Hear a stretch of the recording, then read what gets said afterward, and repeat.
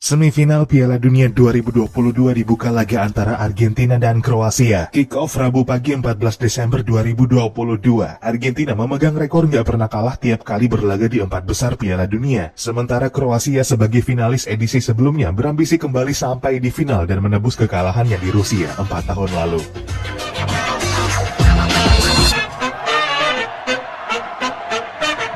Halo dan selamat datang kembali di Papa Bola. Ya, besok pagi kita bakal mendapat jawaban manakah tim pertama yang memastikan tempatnya di partai puncak Piala Dunia 2022. Argentina banyak difavoritkan mengalahkan Kroasia dan melaju ke partai final. Namun Kroasia telah memberi banyak bukti bahwa meremehkannya di Piala Dunia adalah kesalahan besar. Kroasia memberi bukti bagaimana mereka tahu benar caranya memenangkan babak demi babak hingga menembus laga final 2018 lalu, yang mana kegemilangan tersebut terulang tahun ini dan kurang selangkah mencatatkan back-to-back ke partai final. Tapi sungguh bukan main tantangan yang mesti dihadapi untuk akhirnya mengulang capaiannya pada 2018. Argentina yang dihadapi di semifinal bukanlah Argentina yang mereka kalahkan 3-0 di babak grup 4 tahun lalu. La Albiceleste telah berganti pelatih menjadi Lionel Scaloni dengan sebagian besar pemain dalam skuadnya adalah debutan Piala Dunia. Kombinasi dengan para senior seperti Lionel Messi, Angel Di Maria hingga Nicolas Otamendi menjadikan skuad Argentina ini angkatan terbaik mereka dalam beberapa dekade terakhir. Karenanya kans memenangkan Piala Dunia bagi Argentina rasanya nggak pernah setinggi ini. Apalagi momentumnya sudah sangat tepat berkaca kemungkinan inilah Piala Dunia terakhir dalam karir Lionel Messi. Messi pun sangat terlihat terus tampil ngotot untuk nggak kembali mengulang kesalahan pada edisi-edisi sebelumnya. Messi juga yang beberapa kali menjadi pemecah kebuntuan ketika Argentina kesulitan menembus dinding pertahanan lawan-lawannya. Tapi tentu ini bukan berarti Argentina masih di versi mereka yang lalu-lalu, yang lebih banyak bergantung kepada Messi. Di bawah Scaloni, Argentina bukan lagi sekedar bermain dan berharap sisanya kepada Messi, melainkan membangun tim di sekitar Messi yang masing-masing punya peran penting dalam sistem permainan Scaloni. Cuma memang cederanya Giovanni Lo Celso jelang kick-off Piala Dunia 2022 membuat Scaloni harus meramu ulang sistem permainannya hingga jauh dari mulus ketika memulai turnamen tengah bulan lalu.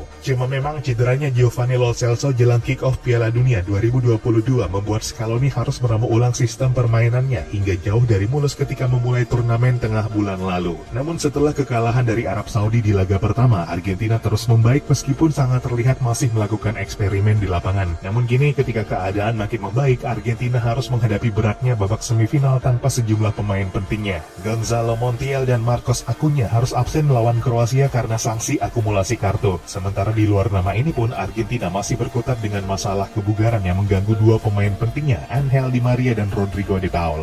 Di Maria baru comeback di laga perempat final melawan Belanda kemarin sebagai pemain pengganti, namun dikabarkan masih belum siap bermain 90 menit penuh di laga kontra Kroasia. Hal sama juga berlaku untuk De Paul yang di perempat final kemarin juga nggak bermain full, kemungkinan bakal terulang di semifinal nanti. Meski begitu, De Paul kemungkinan besar masih bakal kembali dimainkan sebagai starter. Sementara Di Maria masih belum diketahui perannya untuk laga melawan Kroasia nanti. Kembali dimainkan sebagai pengganti atau kembali ke starting line up Argentina bakal sangat bergantung bagaimana kondisi kebugarannya jelang pertemuan dengan Kroasia. Argentina dirumorkan kuat bakal menurunkan skema 4-4-2 untuk menghadapi Kroasia. Jika Di Maria belum siap jadi starter, sayap kanan bakal diisi De Paul, sedangkan duo central midfield diisi Leandro Paredes dan Enzo Fernandez. Dan Alexis McAllister mengisi sayap kiri. Sedangkan jika Di Maria starter, De Paul kembali ke gelandang tengah dan Paredes kembali ke bangku cadangan. Di luar ini, perubahan hanya terjadi di posisi bek kiri dengan Nicolas Tagliafico menggantikan Marcos Acuña yang terkena akumulasi kartu. Montiel yang juga mendapat akumulasi kartu bakal memberi ruang bagi Juan Foyth sebagai pelapis Nahuel Molina sebagai bek kanan. Sedangkan bek kiri yang gak menyisakan pelapis kemungkinan bakal disiasati dengan perubahan skema menjadi 3 bek dengan memasukkan Lisandro Martinez di tengah laga. Sementara Kroasia tanpa persoalan cedera dan akumulasi kartu memungkinkan pelatih Zlatko Dalic menurunkan tim terbaiknya untuk semifinal melawan Argentina. Borna Sosa dan Mislav Orsic yang sebelumnya dilaporkan sakit kini telah pulih dan siap dimainkan di semifinal. Mario Pasalic yang di perempat final mengisi starting line up dari posisinya sebagai winger kanan kemungkinan bakal kembali dimainkan sejak awal melawan Argentina. Bruno Petkovic yang jadi penyelamat Kroasia di laga melawan Brasil berkat gol penyama kedudukannya yang membawa laga berlanjut ke babak penalti kemungkinan belum akan memenangkan tempat sebagai starter di laga melawan Argentina. Andrej Kramaric sebagai top skor sementara Kroasia di Piala Dunia 2022 dengan 2 golnya kemungkinan bakal tetap dipercaya sebagai starter untuk laga nanti. Inilah pertandingan ketiga Argentina dan Kroasia di Piala Dunia, namun jadi yang pertama di babak knockout. Sebelumnya Argentina menang 1-0